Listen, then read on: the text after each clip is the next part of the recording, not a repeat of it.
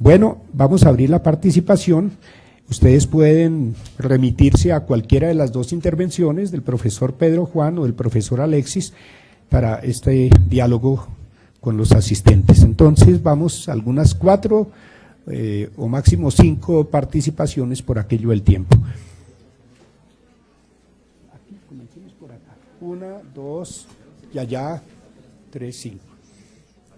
No tenemos sonido. Hola, hola.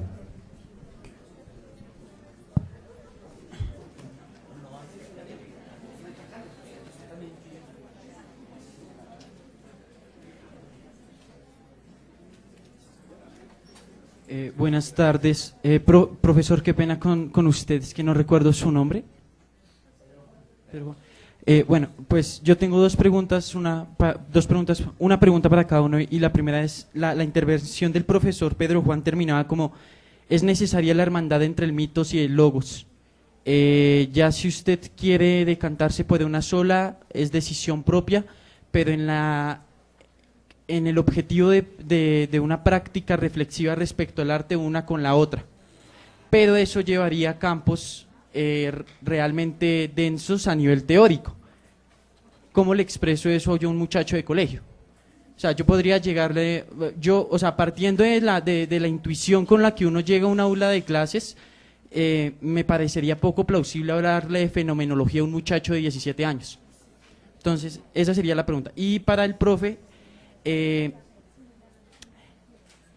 la pregunta va más, la pregunta iría centrada, o va centrada, ¿cómo orientar un poco la elección que cada docente haría de las obras que se leen?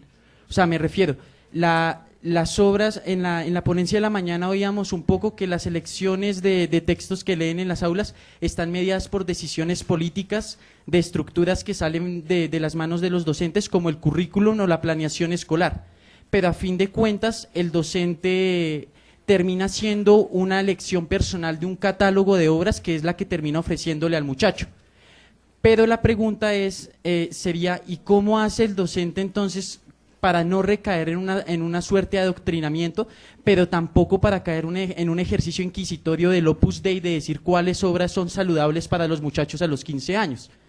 Porque en más de una ocasión, incluso en la universidad es frecuente, cosa que sería un poco increíble, que los profesores intentan, qué sé yo, amasar mejores seres humanos con la lectura o cosas por el estilo.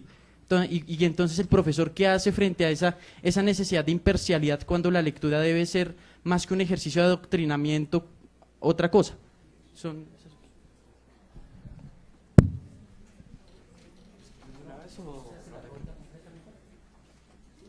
¿Hacemos la ronda y después responden todos?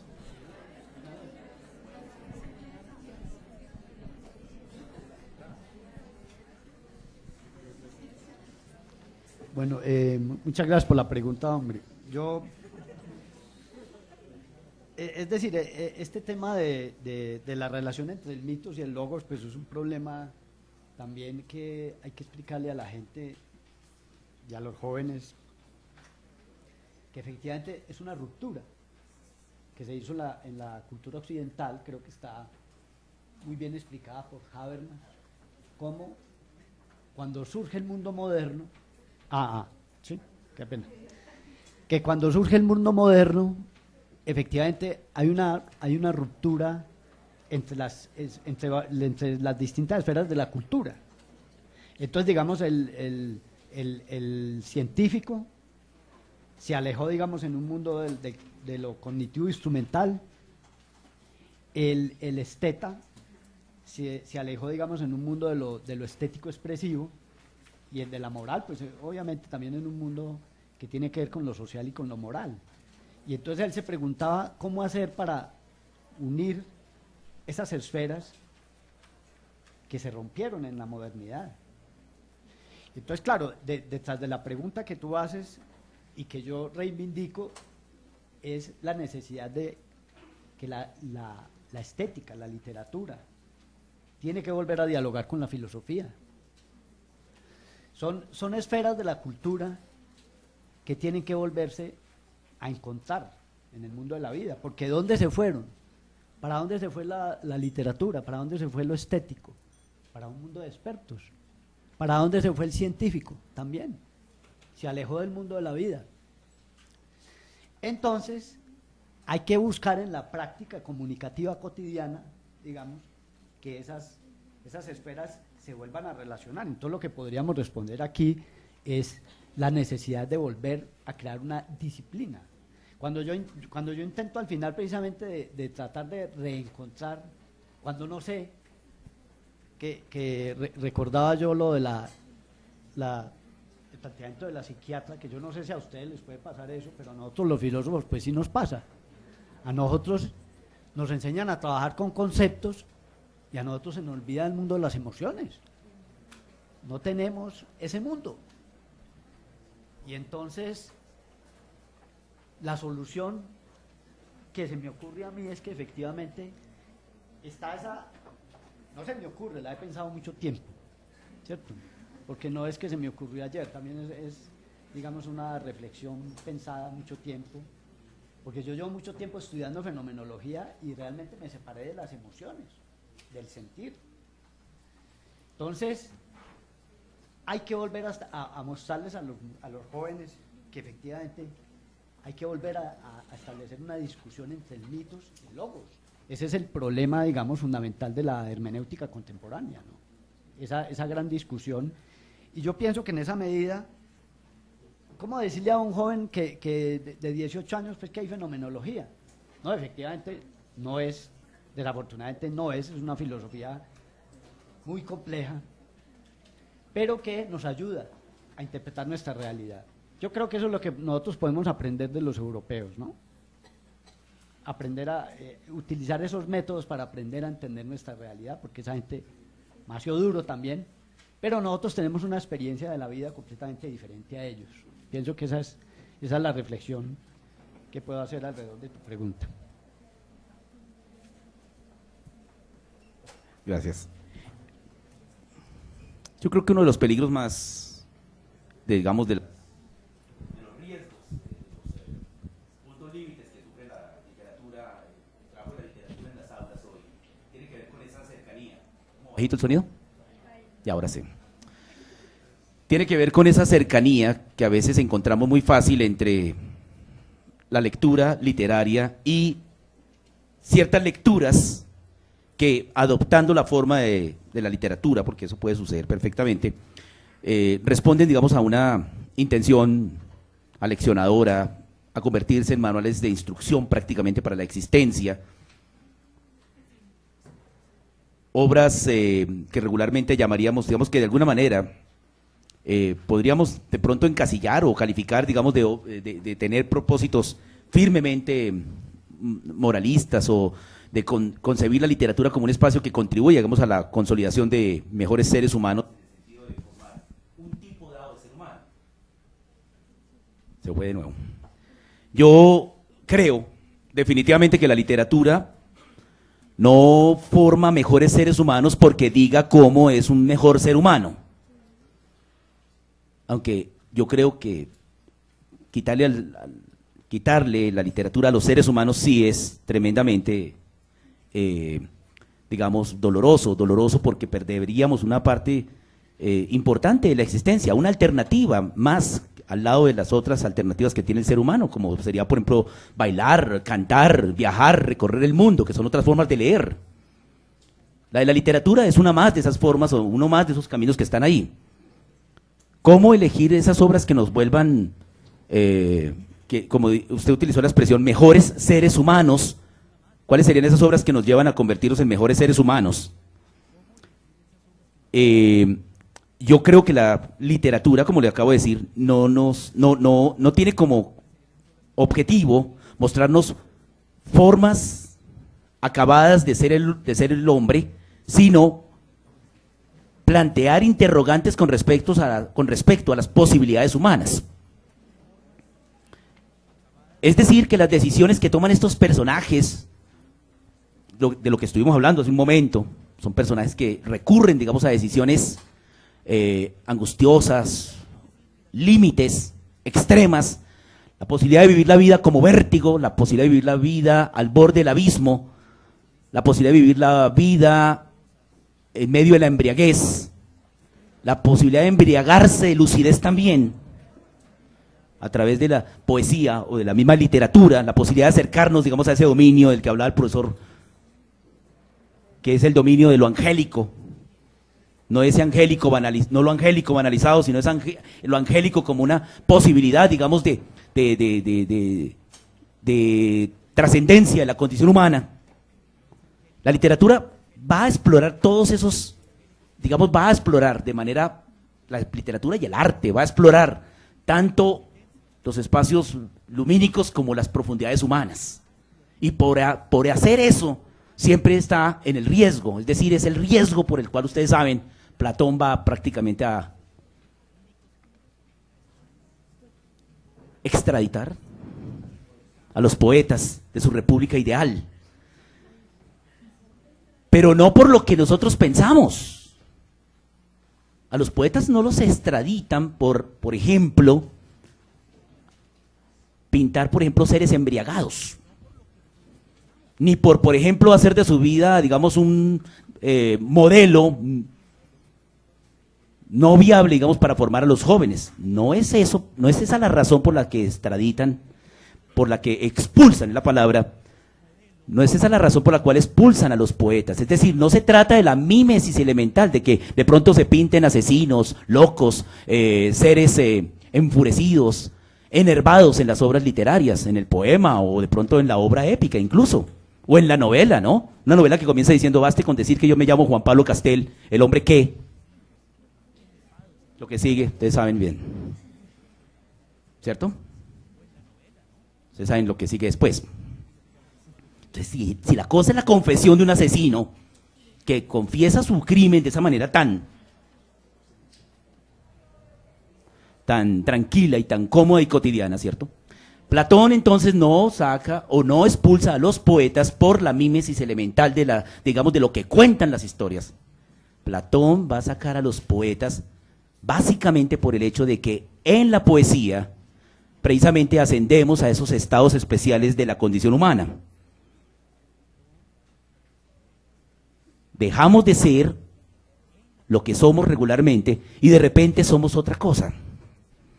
En la medida en que somos otro y vivimos esa exacerbación digamos, de estar acá pero también estar en otros mundos posibles, es que precisamente se va a dar la expulsión. No tanto por la mímesis elemental. Por esa razón, yo creo que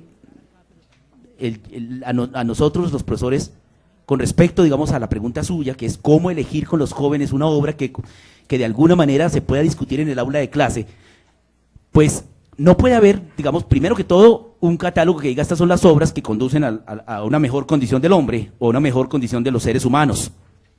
Lo que debe existir en el docente, si digamos de alguna manera nos tocara en este instante decir qué podría darse, ¿cierto? Digamos, lo que podría darse en este caso es una reflexión sobre qué es lo que realmente muestra, qué es lo que muestran las obras como experiencia de las posibilidades del hombre. De qué manera las obras literarias se abren a experiencias posibles al lado de muchas otras. Por eso vale tanto, digamos, la poesía más elemental, pero también la poesía más compleja, porque precisamente la vida tiene esas facetas. A veces es sencilla, o clara, o diáfana, y otras veces es oscura.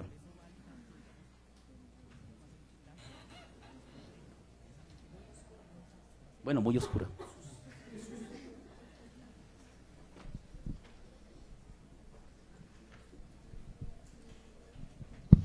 Buenas tardes.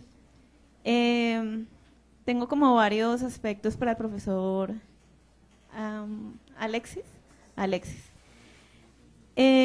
Realmente estaba hablando con mis compañeros, nosotros venimos de Cali, de colegios privados. Personalmente, ninguna de esas obras las he trabajado en todos mis años de docencia. Yo soy docente de los grados superiores, 10 y 11. Entonces sí fue muy interesante todo lo que se dijo al respecto. Sin embargo, nosotros tenemos una preocupación respecto a este tipo de literatura. Y es que nosotros, siendo de colegios privados, de colegios además de estratos altos, en donde el nivel muy superior del ICFES y estar en una categoría alta para poder subir las matrículas, las mensualidades y demás, pues no permite realmente pensar en que uno pueda desarrollar ese tipo de literatura en el aula. Entonces, la conferencia que usted nos acaba de dar, pues queda como con un sabor agridulce, ¿sí? De las cosas que uno quisiera hacer a partir de todo lo que usted menciona y que es tan interesante, pero lo otro es la realidad a la que nos enfrentamos los docentes y especialmente los docentes de colegios privados, en donde se nos exigen leer los clásicos, además que lo que sale en el ICFE, la referencia a las obras de Cervantes, de García Márquez, de Borges, etcétera. Entonces, queda uno con un sinsabor al respecto, porque cómo trabajamos esas obras y no cumplimos con lo que se nos está pidiendo, porque de todas maneras los colegios privados pues son una empresa que ofrecen un servicio y los docentes somos prestadores de ese servicio, pero tenemos que cumplir con lo que se nos pide, porque el nivel del ICFES es supremamente importante para estas instituciones. No sé si le estoy haciendo una pregunta o estoy haciendo simplemente una reflexión al respecto.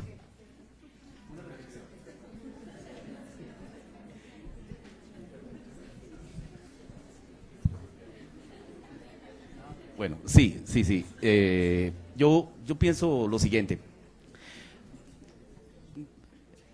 Creo que estamos planteando un dilema que probablemente no existe cuando se atiende de pronto a tener en cuenta que buena parte de esta literatura se lee más allá de lo que los profesores mandan leer. O sea, no es porque los profesores la mandan leer. Estamos hablando de prácticas que se dan, entre comillas, a pesar de lo que hace la institución escolar. Hay una gran diferencia entre mandar a leer una obra, que es lo que pues hacemos los profesores, de alguna manera mandar a leer, y no solamente mandar a leer, sino otra cosa, ¿no? Digamos, de alguna manera hacer lo que mandar a leer, pero al mismo tiempo pedir, por ejemplo, un resumen, en donde precisamente sí, pedimos el ensayo, la relatoría, la reseña, sáqueme, analíceme X, Y, Z, ¿cierto? Digamos que nos situaríamos en ese ámbito que llama Rosenblatt, ¿cierto? De la lectura eferente, es decir, de la lectura que el estudiante, como nosotros le podemos hacer todas las cosas que le podemos imponer, el currículo y la disciplina, pero el estudiante tampoco va a caer en la trampa, ¿no? Él dice, lo que quiere es ¿qué es lo que necesita el profesor? No, pero ¿qué es lo que quiere? No, que un resumen. ¿Y cuántas páginas, profe? Entonces, él no cae en la trampa. Sí, él va a leer la obra que le hemos mandado a leer, la del la canónica, primer punto, ¿cierto? Pero él sabe muy bien que lo que tiene que buscar es una información muy precisa, muy puntual. Esa lectura diferente, como la plantea Rosenblatt, ¿cierto? Es una lectura que va al texto con una intención ya preestablecida, y él la va a encontrar y satisface a su docente y le va bien en la materia y pasa y es un chino pilo. Sí, pero los hay, claro. No, eso es en el colegio, en la universidad sí no pasa eso.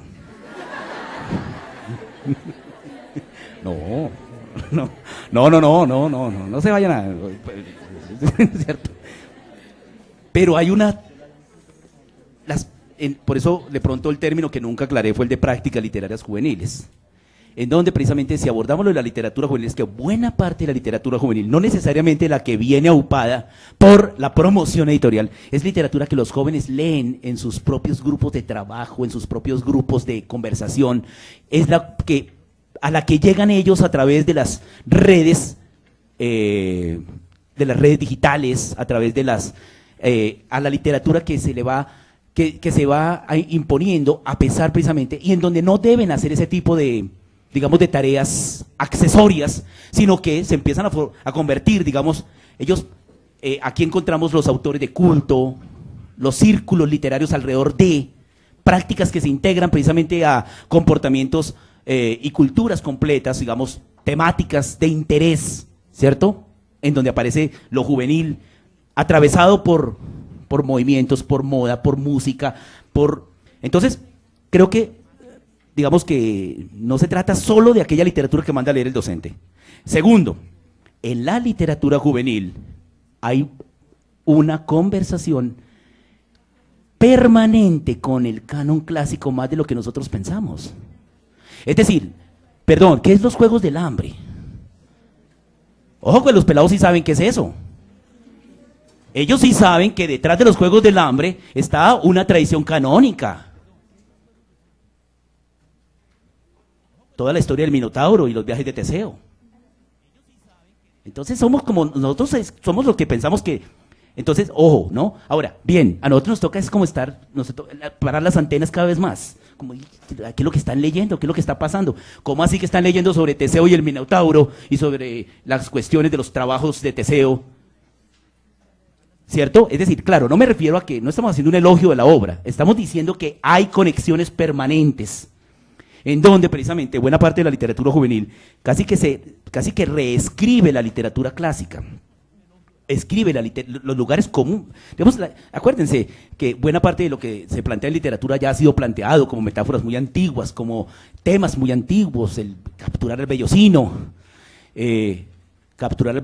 o digamos atrapar al Minotauro, pues se remite, digamos, a las tradiciones más antiguas y aparece allí en la literatura juvenil con unos nuevos protagonistas y dentro de contextos totalmente distintos. Fíjense cómo hay una conversación permanente. Mencionábamos, por ejemplo, que los personajes de Tokyo Blues están discutiendo sobre las obras de Scott Fitzgerald o de Thomas Mann. Ojo, porque hay ganchos, hay guiños, hay puntos en donde empezamos a vincular la tradición, digamos, la literatura, como un todo, ¿cierto? Y a ver, digamos, lo peculiar de la literatura juvenil con esto otro. De tal manera que yo creo que la invitación es más hacia la apertura, hacia las posibilidades. Por supuesto que la tarea de los docentes, de alguna manera, con respecto, digamos, a los reglamentos institucionales están bien claras. Por un lado lo seguimos, pero por otro lado siempre tenemos una posibilidad poética. Decía esta mañana el profesor Steven. Hay una recursividad y la palabra que utilizó en el primer marco, el marco de la recursividad, es decir, siempre estamos como inventando también posibilidades de conversación y de relacionar, digamos, lo que estamos haciendo.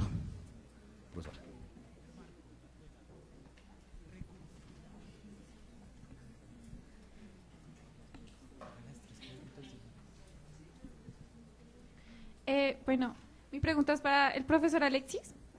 Pues esto de la literatura juvenil viene como caída del cielo, porque yo lo quiero plantear no desde el ejercicio de la escuela, sino desde la universidad, ¿sí? Y voy a cerrarlo más aún en nuestra licenciatura, que es lengua castellana. Entonces, están estos cánones que los mismos profesores que nos están enseñando, a los futuros profesores, nos están imponiendo. Digamos, he visto literatura colombiana, literatura latinoamericana, literatura española, hasta ahí voy. Pero sí, hasta ahí voy. Pero en ningún momento me han dado como este tipo de literatura, sí, que realmente no me considero vieja y creo que esa literatura entra dentro de mis intereses, sí.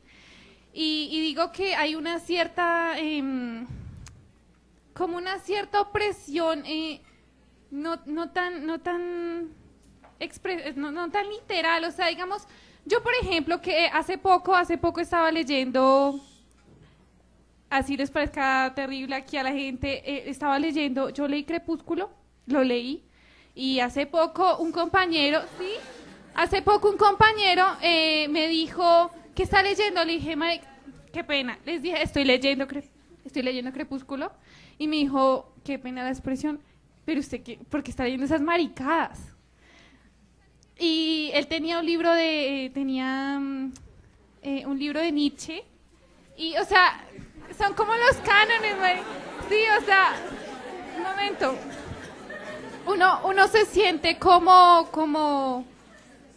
o sea, desde la universidad uno le empiezan a presionar como para que lea solo los cánones, ¿sí? O sea, como que la literatura juvenil o lo que uno lee de demás no tiene cierta importancia, uno no se halla ahí, o peor que lo viera uno, es tan horrible que, digamos, un profesor lo vea leyendo Crepúsculo a uno porque le toca casi que esconder el libro para que no diga que es que uno qué carajos está leyendo, que no está leyendo la María, que no está leyendo la Vorágine, que no está leyendo a Borges, que sí, son ciertas limitaciones que a uno le ponen en la universidad. Obviamente no se lo dicen tan, oiga, usted no tiene que leer eso, pero es despectivo, ¿sí? Y digamos, si yo me estoy formando en este momento y me dicen eso y yo ya he vivido eso, ¿cómo ayudarlo? Si yo voy a ser profesora, ¿cómo poner esa literatura juvenil en juego en la escuela si ni siquiera en la universidad me dan la oportunidad de leerla? ¿Sí? Es algo así. Buenas tardes. Bueno, mi pregunta, iniciando personalmente, quisiera decir que estoy muy de acuerdo con los planes lectores de los colegios donde incluyen los clásicos. Me parece que es como pretender que los niños factoricen sin saber sumar. Es decir, hay que empezar por literatura clásica para luego pasar a perspectivas diferentes.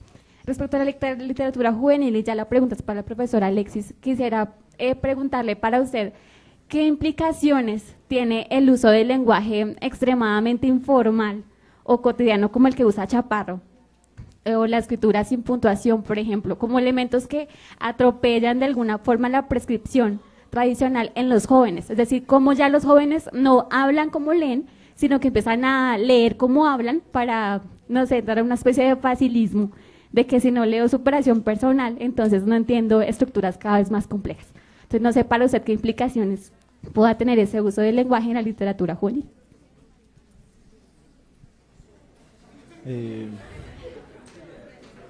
Sí, yo tengo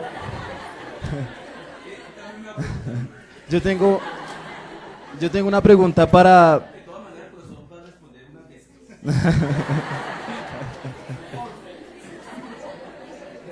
yo tengo una pregunta para los dos profesores. Bueno, la primera es para el profesor Pedro Juan.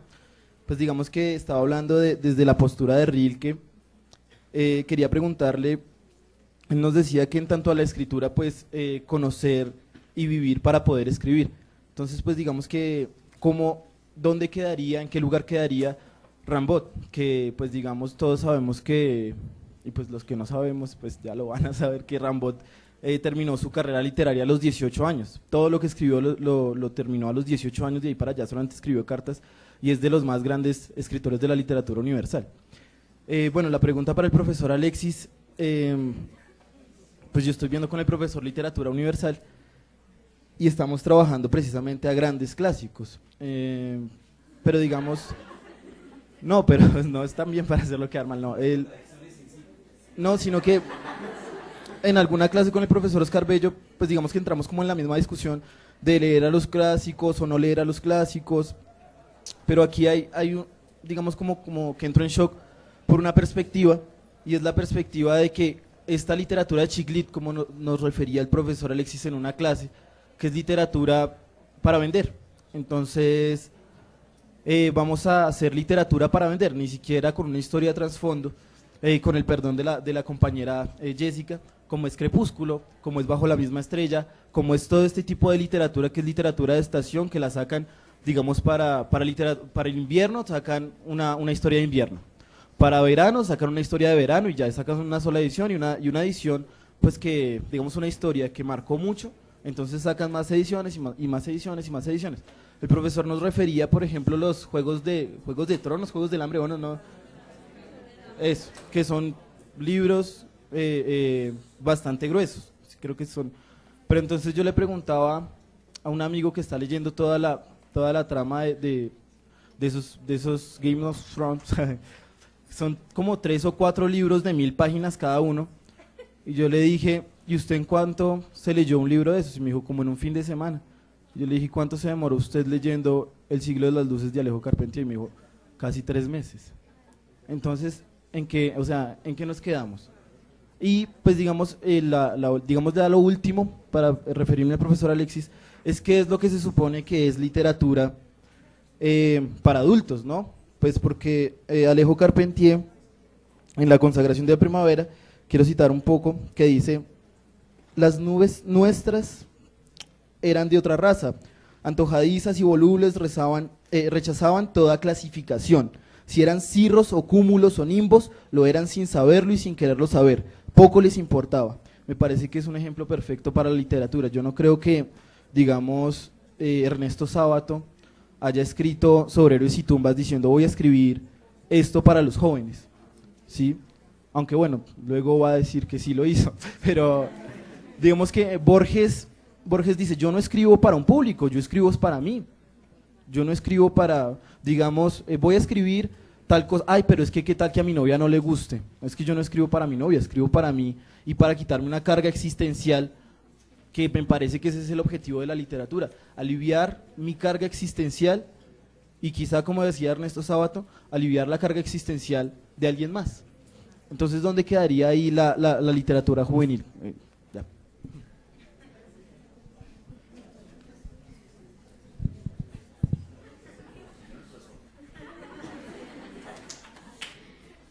No, pues, gracias por la pregunta. Yo realmente no entendí muy bien la pregunta. Porque pues, Rilke y Rimbaud son dos épocas y dos personajes muy disímiles, ¿no? Pues pues yo no conozco de Rimbaud realmente, pero yo diría, hombre, más bien que pues yo soy filósofo, claro está, que mencionando a Ernesto Sábato, venía la pregunta que le hacía la pregunta a un filósofo europeo que por qué América Latina había dado tanta riqueza cultural, por qué América Latina había dado tanta poesía, que dónde estaban nuestros filósofos, ¿cierto? Y Sábato le respondió, sí, nuestra filosofía usted la encuentra en las novelas latinoamericanas. Entonces, es una invitación, pues, claro, a leer nuestras novelas, nuestros novelistas, y en ese sentido, pues Rilke es un poeta por allá que yo me encontré, precisamente viviendo aquí en Bogotá, porque el maestro, en una clase, me estuvieron hablando mucho de los cuadernos de Malte, de un poeta colombiano, pues, y a raíz de eso me gustó la búsqueda de este tipo de poesía, ¿no? Pero yo solo la muestro, digamos, como la necesidad de asumir con mucha seriedad y con mucha fuerza, digamos, pues digamos como la misión, ¿no? Como lo que decía de pronto el poeta, ¿no? Que a nosotros nos toca cantar la vida, ¿sí? Esta vida que está completamente en ebullición, ¿cierto? Es la palabra, como decía Aurelio Arturo. Entonces, aquí tenemos también obviamente nuestros grandes poetas en Colombia y en América Latina, nuestros grandes escritores. Entonces también es una invitación que la crítica obviamente me la hago a mí mismo, ¿no? Que nuestro pensamiento está en las novelas. Creo que tú querías agregar.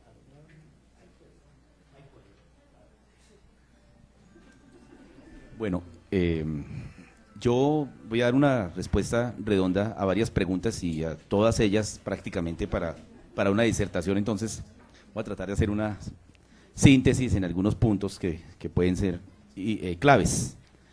En primer lugar, con respecto al canon, digamos que yo sé que puede parecernos una contradicción, digamos, lo que de alguna manera se enseña y otra lo que de alguna manera a veces se propone que hay que hacer en los colegios, ¿cierto? Con respecto, digamos, al tratamiento de la literatura, y que la universidad sigue pues apegada, por supuesto, digamos, básicamente, digamos, al canon clásico, digamos, al concepto del canon, y que de alguna manera nuestros modelos de seminario y de espacios académicos están organizados, digamos, por rótulos que vienen preestablecidos por una tradición académica, como eso de la literatura colombiana, latinoamericana, española, universal, incorporando, por ejemplo, lo de español, ya una enorme controversia allí, ¿cierto? De acuerdo, eso, lo que pasa es que de verdad la universidad avanza incluso mucho más, a veces mucho más lento que lo que sucede, digamos con los colegios, y mucho más lento que lo que podría pasar con las prácticas literarias juveniles y su propia, digamos, dinámica. Pero también hay que, de alguna forma, yo quisiera como volver sobre un término que hemos utilizado muchas veces en Imago Literaria, con el profesor Carlos Guevara, con el profesor Armando, cuando nos hemos reunido a hablar de el enfoque de lo literario en el campo semidiscursivo. Justamente lo que hemos dicho es que, ¿cuál es nuestra postura frente al canon? Frente al canon no es una postura nunca hemos planteado postura de reverencia. Uno frente al canon plantea una postura de consulta, de conversación, de diálogo. A ver, yo frente al canon siempre respondo con dos cositas así. Digo, hay dos errores graves. Uno es reverenciar el canon y prácticamente rendirle una especie de culto servil. Sobre todo si ese canon es un canon que ha sido construido fuera, digamos, de un canon que digamos, desconozca, digamos, nuestra tradición histórico-cultural propia. Pero hay también otro problema que es también grave, que es simple y llanamente hacer tabla rasa y desconocer de manera rotunda el canon, como si, por favor, nos estamos perdiendo cosas muy importantes. Estamos dejando de hacer diálogos riquísimos. Es decir, es que el canon no está ahí para que, digamos, no hablamos no nos referimos al canon del que hablábamos esta mañana, no es el canon romano, sino que hay un corpus que nos propone un discurso, y un discurso en el que tenemos que entrar precisamente a establecer una conversación. Es decir, yo creo que si nosotros vemos el canon y el canon como punto de partida, como controversia, como reflexión y como necesidad de construir un canon propio que nos permita precisamente madurar frente a una tradición histórica y cultural, creo que estamos cumpliendo una importantísima tarea. De tal manera que el docente está en el punto de esa reflexión. Es decir, ¿qué toma, qué lee, cómo lee, en qué punto asume posturas, valora, rechaza, recoge, reconoce tradiciones, pero al mismo tiempo también toma posturas de cierre? De eso se trata. Entonces no es una posición pasiva frente al canon. En cuanto tiene que ver, es que aquí hay una pregunta pues muy distinta, pero la que tiene que ver con el lenguaje coloquial y digamos de estas formas, digamos la pregunta concreta iba con la obra de Chaparro Madiedo, ¿cierto? Digamos que cómo se hace trabajar con Chaparro Madiedo cuando Chaparro Madiedo pues no solamente utiliza un léxico proveniente. Creo que frente a este tipo de fenómenos, frente al coloquialismo, digamos que uno podría decir que la obra de Chaparro Madiedo, digamos, ya han pasado más o menos 20 años, 20 y tantos años de la aparición precisamente de Opio en las nubes, ¿cierto? Todavía la seguimos leyendo, pero creo que la posibilidad de mirar la obra como una obra, no solamente como fruto de un coloquialismo, sino como una elaboración, es muy posible. Es muy posible mirar la obra como una elaboración, en donde precisamente ciertos elementos característicos de su escritura, como por ejemplo lo que usted menciona, la falta de puntuación, en algún momento el uso, digámoslo para quienes no han leído la obra, recurre permanentemente a vulgarismos, ¿sí? Recuerden que aquí lo que de alguna manera nosotros tenemos presente o claro es que la literatura también da muestras crudas, digamos, muestras crudas, digamos, del mundo que de alguna manera reproduce. No podían los personajes de Chaparro hablar de otra manera. Podrían haber recurrido por algunos momentos a raptos poéticos, digamos, a elevaciones poéticas, rítmicas, pero unos personajes que están drogándose en una esquina o que están consumiendo pegante, como sucede en El pájaro Speed, no pueden hablar sino de esa manera. Entonces, a ver, allí tenemos que, obviamente, ¿qué hacemos con el lenguaje? ¿Qué es lo que enseñamos en las clases de lenguaje? Por supuesto, de alguna manera. Es decir, existen diferentes tipos de registros, existen diferentes, no estamos, digamos que podríamos adoptar frente a la obra, digamos, una especie de censura por el tipo de lenguaje que utiliza, pero también podemos mirar cómo las obras literarias tienen las opciones que le brinda, digamos, el hecho de que el lenguaje es riquísimo. Y en la literatura se reflejan los diferentes registros, los diferentes niveles. Es decir, la literatura no está de espaldas a un hecho real, que es que el lenguaje tiene todas estas dimensiones, tanto la elaboración que se puede encontrar en algunas formas de nuestra poesía, como también, digamos, estos ejercicios, digamos, de espontaneidad, de fuerza y de vehemencia. Pero hay otras formas de poesía en la obra de Chaparro, que tienen que ver con el vértigo, con las imágenes, que habría que precisamente explorar muy cuidadosamente. Nadie está poniendo la obra como modelo, digamos, de cómo tienes que aprender a hablar, muchacho. Es decir, no podría ser por ahí, sino mirar lo que son los registros, lo que hace la literatura. Acuérdense de la controversia con la palabra final de el coronel no tiene quien le escriba en la obra de Gabriel García Márquez, que hoy en día, pues, no, es una anécdota, ¿cierto? Y el otro elemento, la otra pregunta, no sé si la respondí bien allí, el otro elemento con respecto a...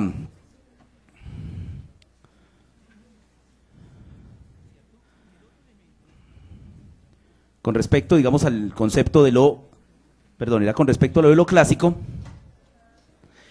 la crítica que se hace con respecto, digamos, a que las obras estén escritas pensando en un receptor específico. Efectivamente, esa es una de las críticas que se ha hecho a la literatura juvenil, que las obras están concebidas pensando en un tipo dado de lector.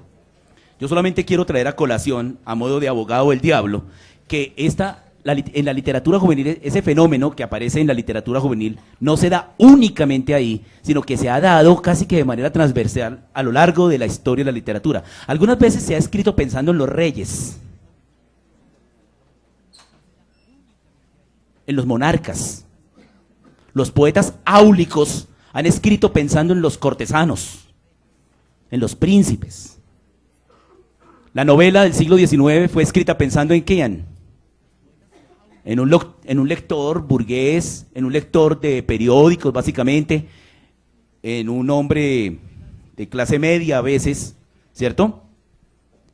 Y las novelas de Boccaccio, que llegan muy bien ahora que al hablar precisamente de literatura juvenil, fueron escritas para las mujeres de tal manera que los relatos de Boccaccio comienzan con un apelativo a su lector: gentilísimas damas. Es decir, no es un rasgo único de la literatura juvenil el que haya una literatura pensada en un lector juvenil. La historia de la literatura nos muestra ejemplos muy claros de que buena parte de la literatura ha sido concebida pensando siempre en un específico tipo de lector. Por eso traigo a colación eso de las gentilísimas damas. Saquen ustedes ahí las conclusiones, teniendo en cuenta de qué trata el Decamerón.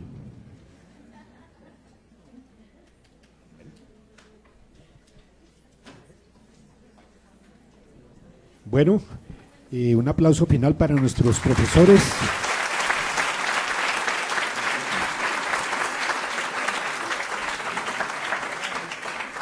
Y les agradecemos infinitamente su participación y su contribución a este evento.